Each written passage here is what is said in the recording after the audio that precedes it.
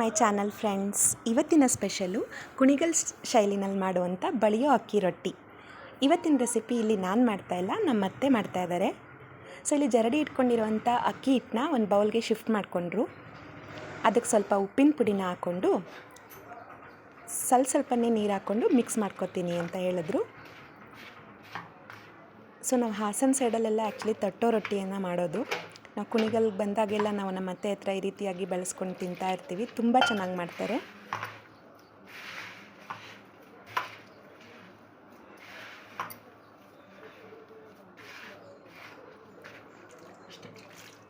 ಆಮೇಲೆ ಕಲ್ಸ್ಕೊಂಡು ಹಾಕ್ತೀವಿ. ಇಷ್ಟಕ್ಕೆ ನಾವು ಇನ್ನೇನು ಹಾಕಲ್ವ ಇದಕ್ಕೆ?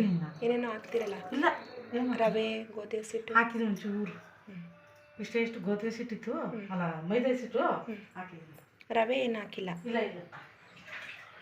ಇದು 15 ನಿಮಿಷ ನೆನೆಯಾಗಿ ಬಿಟ್ಟಿದ್ರಾ? ಈಗೇನು ಮಾಡ್ತಿದ್ದೀರಾ? ಇದು ಎಂತಿದ್ದೀರಾ? ನೆನೆಸಿದ್ಮೇಲೆ ಈ ಥರ ಮಾಡಬೇಕಾ? ನೆನೆಸಿದ್ಮೇಲೆ ಈ ಥರ ಕಲಸಿ ರೊಟ್ಟಿ ಮಾಡಬೇಕು.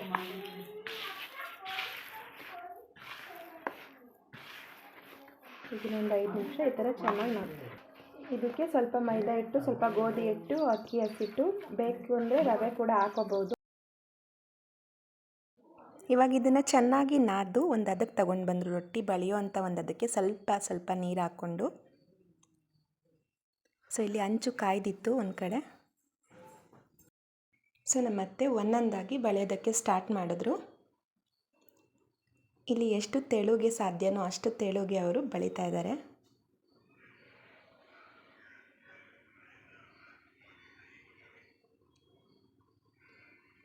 ಇಲ್ಲಿ ಒಂದು ಲಿಡ್ನ ಕ್ಲೋಸ್ ಮಾಡಿದ್ರು. ನೋಡಿ ಹೇಗೆ ಬಂತು. ಸೊ ಅದು ಕೈಯಲ್ಲೇ ತೆಗೆದ್ಬಿಟ್ರು, ಈಸಿಯಾಗಿ ಅದು ಬಂತು. ಅಲ್ಲ ಆ ಕಡೆ ಅದು ರೆಡಿ ಆಗ್ತಾಯಿತ್ತು ರೊಟ್ಟಿ. ಇಲ್ಲಿ ನಾನು ಟೊಮೊಟೊ ಗೊಜ್ಜಿಗೆ ರೆಡಿ ಮಾಡ್ಕೊತಾ ಇದ್ದೆ. ಅದಕ್ಕೆ ಕಾಂಬಿನೇಷನ್ ಆಗಿ ಇಲ್ಲಿ ಬೆಳ್ಳುಳ್ಳಿ, ಸಾಸಿವೆ, ಸ್ವಲ್ಪ ಜೀರಿಗೆ, ಕರಿಬೇವು ಎಣ್ಣೆಯಲ್ಲಿ ಫ್ರೈ ಮಾಡಿಕೊಂಡೆ. ಸೊ ಹಾಗೆ ಕಟ್ ಮಾಡಿ ಇಟ್ಕೊಂಡಿರೋವಂಥ ಈರುಳ್ಳಿ ಕೂಡ ಆ್ಯಡ್ ಮಾಡ್ಕೊಂಡಿದ್ದೀನಿ.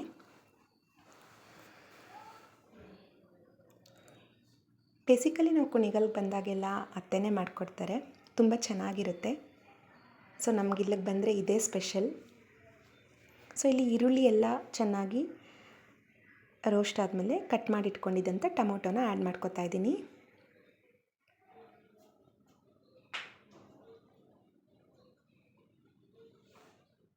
ಟೊಮೊಟೊನ ಇದು ಚೆನ್ನಾಗಿ ಮಿಕ್ಸ್ ಮಾಡ್ಕೊಳ್ಳೋಣ.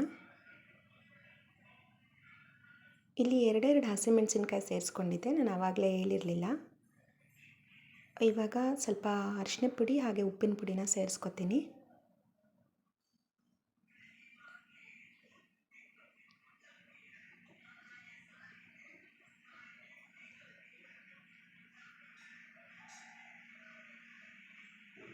ಇಲ್ಲಿ ಗೊಜ್ಜು ರೆಡಿ ಆಗಿಬಿಟ್ರೆ ಸೊ ನಮಗೆ ಸರ್ವ್ ಮಾಡೋಕ್ಕೆ ಈಸಿ ಆಗುತ್ತೆ. ಅದಕ್ಕೆ ಫಸ್ಟೇ ಗೊಜ್ಜು ಮಾಡಿ ಇಟ್ಕೊತಾ ಇದ್ದೀವಿ.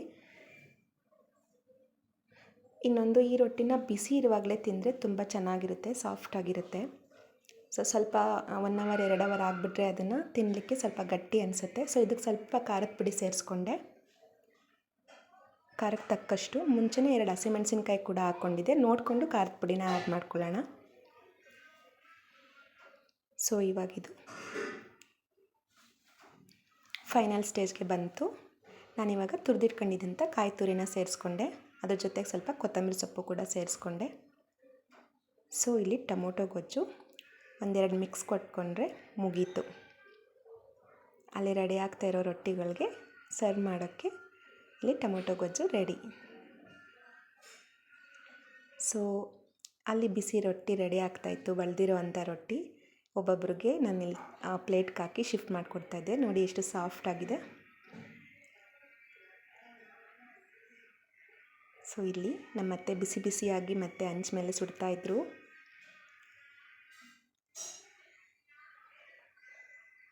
ಸೊ ಇವತ್ತಿನ ವಿಡಿಯೋ ಹೇಗೆ ಅನಿಸ್ತು ಫ್ರೆಂಡ್ಸ್? ನೀವು ಕೂಡ ನಿಮ್ಮ ಕಡೆ ಬಳಿತೀರಾ ರೊಟ್ಟಿನ ಅಥವಾ ನಮ್ಮ ಥರ ತೊಡ್ತೀರಾ ಅಂತ ತಿಳಿಸ್ಕೊಡಿ.